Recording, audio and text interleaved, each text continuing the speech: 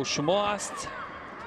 اما قبل از اون که رقابت میبراید شاید نوار تدریجی اگر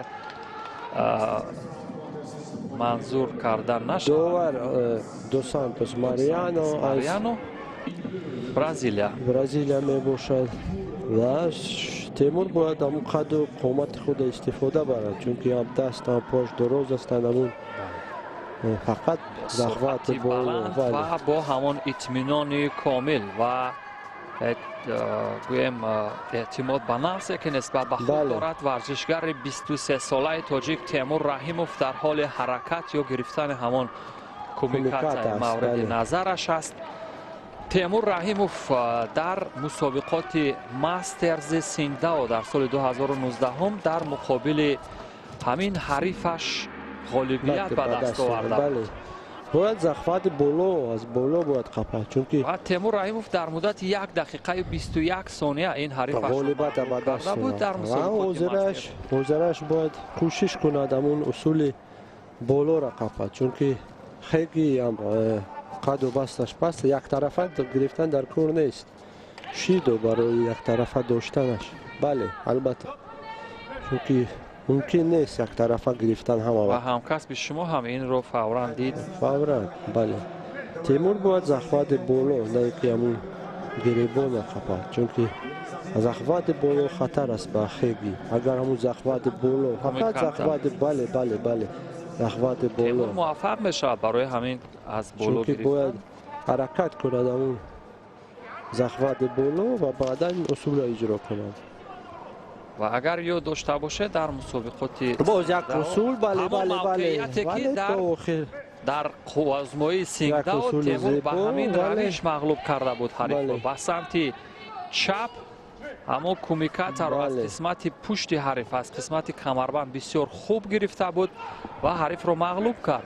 ولی با مدت گذشتن حدود 2 سال یعنی ورزشگران توصیه می‌یابند، تمرین میکنند، رشد میکنند.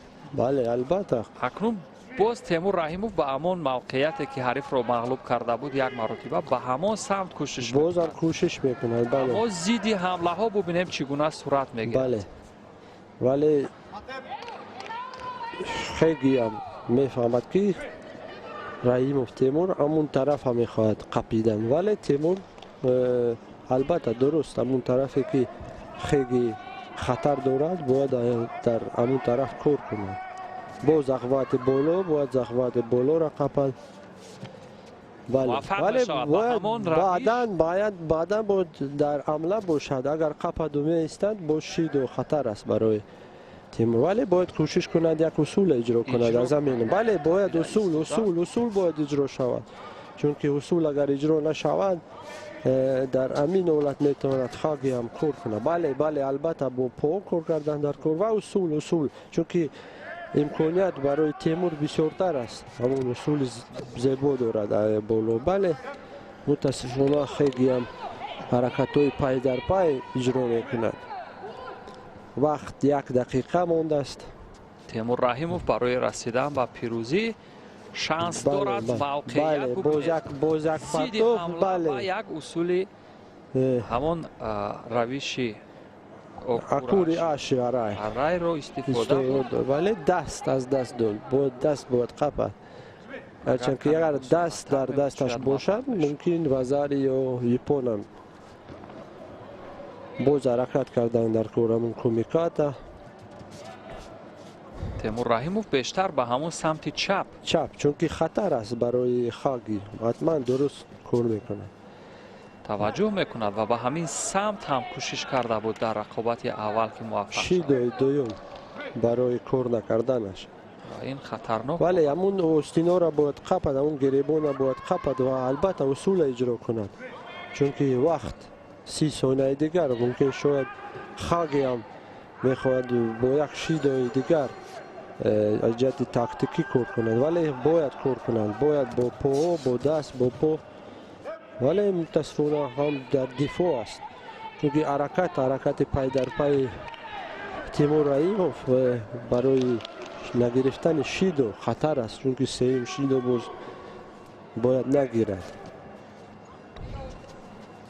و اینجا میباید از همون فنون جذاب استفاده کند.